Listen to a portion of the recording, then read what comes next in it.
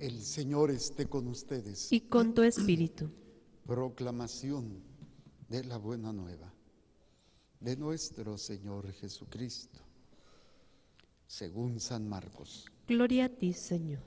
En aquel tiempo Jesús dijo a sus discípulos: todo aquel que les dé a beber un vaso de agua por el hecho de que son de Cristo, les aseguro que no se quedará sin recompensa.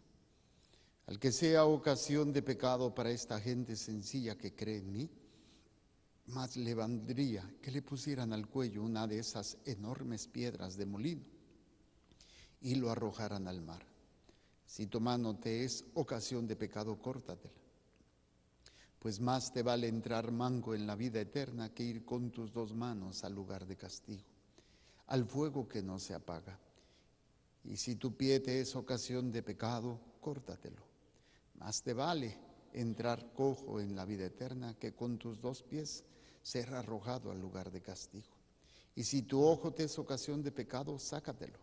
Pues más te vale entrar tuerto en el reino de Dios que ser arrojado con tus dos ojos al lugar de castigo, donde el gusano no muere y el fuego no se apaga. Todos serán salados con fuego. La sal es cosa buena, pero si pierde su sabor, ¿con qué se le volverá a dar? Tengan sal en ustedes y tengan paz los unos con los otros.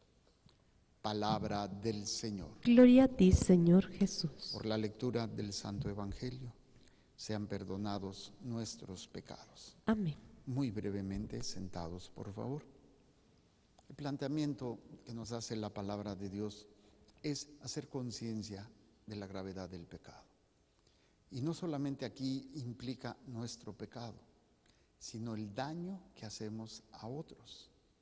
Sería el escándalo. Escándalo es el que hace tropezar al otro, con su forma, con su vida, con sus palabras. Y el Señor hace esta comparación diciendo: más te vale que te amarraran la cabeza a una piedra gigante y te aventaran al mar antes que generar escándalo. O sea, es el cuidado que debemos de tener de no ser escándalo. O sea, de no ocasionar que otros, por nuestras acciones, por nuestras palabras, se condenen o pequen y se alejen de Dios. O sea, es importante entenderlo, sobre todo por el hecho de que en la primera lectura caemos en el escándalo cuando confiamos demasiado en nosotros o hacemos concha porque Dios me perdona al final de cuentas. Y esto es un escándalo, esto es hacer caer a los demás y alejarlos del camino. En la lectura dice: no confíes en tus riquezas ni digas, con ellas lo tengo todo. Aquí es un escándalo porque de alguna manera uno diría: no, yo no confío en la riqueza, pero simplemente qué tanto poder, qué tanto intensidad le pones a las cuestiones materiales o económicas. Y ahí es donde tú estás enseñando a los que vienen detrás de ti, lo más importante es el dinero. ¿Cuántas veces te has enojado más por algo material o por alguna cuestión de tipo económica que por el daño a una alma? ¿Sí? Le das tanta fuerza y hasta haces un dramamón porque te rompieron algo. ¡Ay, ustedes hacen puras! Ti, ti, ti. Está censurado, no lo puedo decir. Pero sí o no, es que, y se enojan tanto por algo temporal, por algo, como diciendo: pues es más valioso esto que tu dignidad, que tu valor, y estoy generando un escándalo. Estoy generando una enseñanza equivocada que a la larga va a hacer que esa criatura, esa persona, ese adulto, ese joven, se desvíe del camino. Y ya, pues nos queda a nosotros el que se nos ponga una soga atada a la piedra de molino por el daño y el escándalo que estamos haciendo, ¿sí? Otro elemento muy interesante: las pasiones, las inclinaciones. Toda pasión es una fuerza interior que nos mueve a hacer algo. De ahí la expresión crímenes pasionales, ¿no? Es la pasión que siento que se transforma en odio, en coraje y te voy a matar, desgraciado, porque me pusiste los cuernos. O el hombre que mata a la mujer y al amante porque los encontró en la movida chueca, ¿no? Y las inclinaciones, las pasiones. Hay una pasión que es maravillosa que esa pasión es la fuerza hacia Dios, el amor a Dios. Por eso cuando nuestro Señor Jesucristo muere se le llama pasión de nuestro Señor Jesucristo. Todo el amor que se pone al vivir esa experiencia del sacrificio, del ofrecimiento de su propia vida, ¿sí? Entonces, no dejarnos arrastrar. Si yo me arrastro, por eso, tarde o temprano voy a arrastrar a otros. Y por eso se me hace muy enérgico, muy claro, muy fuerte las palabras del Evangelio que nos hace, ay de ustedes, si escandalizan o se hacen caer, ¿sí? Dice, o hace pecar al que sea ocasión de pecado para esta gente sencilla que cree en mí. ¿Cuántos escándalos, cuánto incitar a pecado por nuestras actitudes? Simplemente las que estoy diciendo aquí, las que no hemos mencionado, pero que también están ahí, que a veces nos hacemos de la vista gorda y no tomamos conciencia. Dice, o también en la confianza, en la autoridad que tienes en ti mismo, la confianza en ti, dice, yo no me someto a nadie, ¿sí? Dice, porque el Señor te va a pedir cuentas. Ese es el soberbio, ¿no? El que yo hago lo que quiero y se me pegue la gana y no me interesa. ¿Cuánto hemos escandalizado y hemos arrastrado a otros por nuestra soberbia? Por creer que ¿por qué me voy a someter? Por ejemplo, las mujeres, que cuesta trabajo a los hombres y también los hombres a las mujeres, o sea, a su pareja, porque el hombre se tiene que someter a la mujer y la mujer al hombre, en el sentido de la autoridad que tiene cada uno en diferentes áreas, ¿sí? La mujer protege un área, el hombre protege otra área, y en la protección de cada uno se van a someter, es estar bajo la protección del otro. No es cállate, no hables y sométase. Eso no es sometimiento, eso es tiranía. El verdadero sometimiento es yo me cobijo y me protejo con tu protección. Con lo que tú estás haciendo, me proteges mi espalda. Lo dice en Efesios cuando dice, mujeres sométanse a sus maridos y los hombres a Dios. Entonces, yo pongo un ejemplo muy sencillo. Someterse es estar bajo la protección de. Cuando estás en el ejército, estás en la guerra, se ponen soldados a cuidar ciertos lugares. Entonces, todos los demás están sometidos a la protección de los guardianes que se ponen alerta, viene un peligro y giran o gritan o disparan o alcen para sonar la alarma y todos los demás se ponen alertas. Pero si el sonso se está durmiendo como ustedes en misa, pues entonces pues llega el demonio y hace lo que quiere. Entonces el hombre cuando se casa, hagan de cuenta que están en dos frentes de batalla. El hombre está aquí y está el letrero, la puerta que él tiene que cuidar es hombre, esposo y padre. Y acá mujer, esposa y madre. ¿Y quién está en medio? Los hijos. Pero a su vez la mujer le da la espalda al hombre. ¿Qué quiere decir? ¿Quién le está cubriendo la espalda a la mujer? El hombre. ¿Quién le está cubriendo la espalda al hombre? La mujer. Pero cuando, ¿por qué me voy a someter? No hago lo que me toca y entonces destruimos y ocasionamos pecar a los demás. A la pareja, porque si el hombre está en su posición pero la mujer no cuida, pues el hombre va a tener que voltear. O sea, va a perder su posición de cuidar este frente. Lo mismo la mujer. Porque el hombre no está cumpliendo. ¿Me estás oyendo, inútil? ¿Sí? Porque es un mantenido, porque no sirve, porque lo que tú quieras. Y entonces la mujer tiene que hacerla de papá y de mamá. Y aparte de mantener, tiene que limpiar la casa y tiene que atender al marido Aragán que no hace nada y luego los hijos. Y luego se queja el hombre. Y también la mujer a veces sale a trabajar y se pone y hace todo y descuida la parte que le corresponde. Nadie es más que el otro. El hombre no es más que la mujer, ni la mujer más que el hombre, son complemento. Pero cuando dice yo no me someto a nadie, apréndanse esto, dice, porque el Señor te pedirá cuentas. ¿Cuánta gente arrastraste a pecar por no estar en la posición que te correspondía? Tú dices, pues sí, tristemente, pero es la verdad. Y si no estás casado, no importa. O si eres viuda o eres abandonada, dejada, tienes una posición que no puedes descuidar. Seas casado, seas soltero, seas divorciado, seas viudo, seas lo que seas o viuda, tienes una posición como el sacerdote tiene una posición que cuidar. Y si el sacerdote está papando moscas, ¿cómo les va a ir a ustedes? Pues ya más véanse la cara cómo les está yendo, porque no estamos cumpliendo la parte que nos corresponde. Todos estamos sometidos los unos a los otros. Por ejemplo, yo me someto a las monjitas, sus órdenes, jefe. ¿Qué quiere decir? Ellas protegen una parte que yo no puedo hacer. Yo no puedo hacerlo si yo no estuviera en una comunidad, pues tendría un equipo de laicos, pero tengo una comunidad y ahorita una monjita allá abajo está preparando una rica comida y otra monjita me lava los choninos y otra monjita, o sea, y cuando puedo yo las asisto a ellas, las confieso, alguna que otra le hago un exorcismo, pero bueno, no es cierto. O sea, es protegerse, estar en la posición que tengo que estar, cuidar. ¿Para qué? Para no ocasionar pecar a otros. Pero desgraciadamente por nuestra soberbia y nuestra rebeldía, pues no hacemos lo que tenemos que hacer y nos justificamos. Pero bueno, luego dice, no digas, he pecado y nada me ha sucedido. Ay, pues si hago el mal y no hay ningún problema, ¿qué pasa? Pues las cosas siguen igual, aparentemente. Y esto es peligroso porque uno dice, bueno, hice esto y pues no le afectó a mis hijos están bien. Cuando veas a tus hijos condenados te vas a dar cuenta que no estaban tan bien. Y ahí es cuando dices, ups, ¿por qué? Porque tú no te diste cuenta. Minimizamos la trascendencia a veces de nuestras acciones, de nuestras palabras. No pasa nada. Sí pasa y pasa mucho.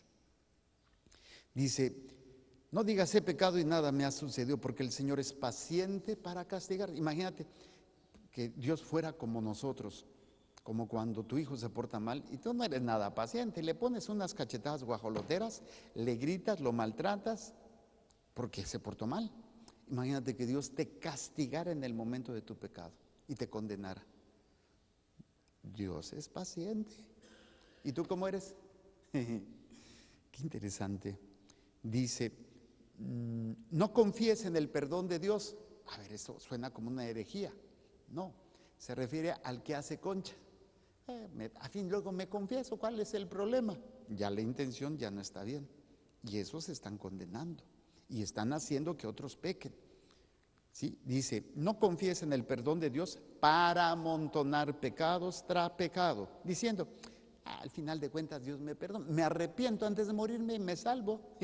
¿Y qué tal si te mueres sin poderte arrepentir? Y en segunda, tú ya tienes la mala intención de no confesarte para que al final pues confesarte. Y eso ya no es auténtico, ya hay una perversidad en ese razonamiento, ¿sí? Dice, porque en él hay misericordia, pero también hay cólera, y descarga su ira sobre los malvados. No tardes en volverte al Señor, ni lo dejes un día para otro. Luego voy a misa, luego rezo, luego me confieso. ¿Y qué tal si ahorita saliendo te muerde un carro, te atropella un perro? Pues ya te morites y te agarró en malas condiciones. No te esperes a hacer lo que tienes que hacer. Haz lo primero para Dios, en tu relación con Dios, y las cosas se irán arreglando o se irá dando situaciones para que tú puedas enfrentarlas sin estar enfrentando todo esto sin la fuerza de Dios, sin la paz de Dios, que es lo que nos sucede. Entonces, esto, bueno, ya se refiere también al dinero, no confiar en el dinero. Todo esto cuando lo hacemos, nos lo dice el Señor, al que sea ocasión de pecado, más les valdría. Entonces, tampoco es para hacer conciencia y empezar a cambiar. Eso es lo hermoso de mi Señor. Constantemente, a través de su palabra, a través de su misericordia, nos invita a cambiar, nos invita a enmendar, nos invita a tomar conciencia y hacer lo que tenemos que hacer. Y una de las cosas más difíciles es el desprendimiento, que es la segunda parte del Evangelio. Si tu ojo es ocasión de pecado, arráncatelo. Le digo, imagínense que fuese literal esto. Levante la mano, ¿cuántos se han echado un taco de ojo alguna vez en su vida? Ay, mira, muy santitas las de aquí, nunca se han echado un taco de ojo. Bueno, nos arrancamos los ojos. Luego, ¿cuántos se han prestado sus oídos para los chismes? Nos arrancamos las orejas. ¿Cuántos hemos usado la lengua para criticar y juzgar? Nos arrancamos la lengua. ¿Cuántos hemos tragado de más? Así no comemos, tragamos, nos quitamos la boca. ¿Cuántos hemos utilizado las manos para cosas no sanas? Nos mochamos las manos. ¿Cuántos hemos usado los pies para ir a lugares o acciones no correctas? Nos motamos las patas. ¿Cuántos hemos usado nuestro cuerpo, nuestra genitalidad para placer nada más? Nos mochamos también ahí. Oye, pues entonces, ¿qué nos queda? Pues nada. No se trata literalmente de una amputación. De hecho, la iglesia no está a favor de la amputación. Se refiere al dolor que se da cuando te desprendes de algo que se ha vuelto tan tuyo que te duele dejarlo, como si te arrancaran una parte de tu cuerpo. O sea, tu manera de ver se ha vuelto ya parte de ti. El problema no es el ojo, el problema no es la boca, el problema no son las manos. El problema es el hábito o la forma que tú has adquirido que no quieres quitártela, y quitártela genera sufrimiento, genera dolor, porque es ir en contra de tus sentidos, en contra de tus pasiones, en contra de tus deseos, en contra de tu voluntad. Y cuando no se dan las cosas así, pues nos ponemos bien mulas, o sea, rebuznamos casi. Por eso esto le llamo yo desprendimiento y docilidad. De hecho, es un paso dentro de la lección divina. Dentro de los pasos de la lección divina está el primero, que es la invocación al Espíritu Santo, para dejar que el Espíritu Santo actúe en nosotros. Tiene 6 pasos y el tercero es precisamente desprendimiento y docilidad. El primero es fe y apertura, el segundo pureza de corazón, tercero desprendimiento y docilidad. Y van otros, no les digo porque son muy largos, pero es importante entender a qué se refiere. Si tu ojo es ocasión de pecado, si tu boca, o sea, qué actitud, qué hábito, qué sentimiento, pensamiento tienes al hacer eso. Eso es lo que tienes que arrancar, porque eso es lo malo. Todo lo demás Dios lo hizo bueno.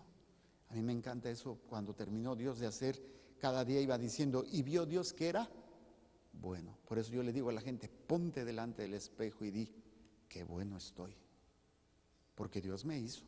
Y no tiene que ver que tenga un cuerpazo o que sea prieto, que sea güero, que sea alto, que sea flaco.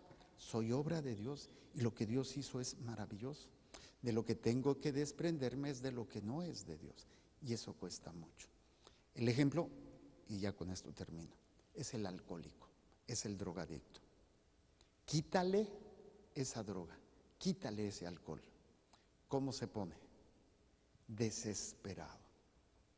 Yo no sé si han visto lo que es el síndrome de abstinencia. Quítale al adicto lo que tiene, lo que le genera eso, y ni ellos se aguantan. Es sumamente doloroso. A mí me tocó tratar personas cuando trabajaba como médico de este síndrome de abstinencia. Los tienes que amarrar. A veces, bueno, en aquel tiempo se ponían, pero ahora creo que hay medicamentos que ayudan mucho para esto, pero aún así es sumamente doloroso. Es una necesidad de satisfacer eso, que si no lo haces sientes un dolor y una agonía increíble. A eso se refiere. Despréndete de eso que no es de Dios, para que puedas hacer lo que sí es de Dios. Presentemos humildemente a Dios nuestro corazón y aprendamos a no escandalizar, a no arrastrar a otros, empezando con nosotros mismos, obviamente. Pedir perdón por todos aquellos que hemos arrastrado al pecado y no hemos tomado conciencia. Dios ve tu corazón, y si hay arrepentimiento y empiezas ese cambio, Dios estará contigo. No tengas miedo. Presentamos el pan y el vino y las intenciones que hay en el corazón de cada uno de ustedes.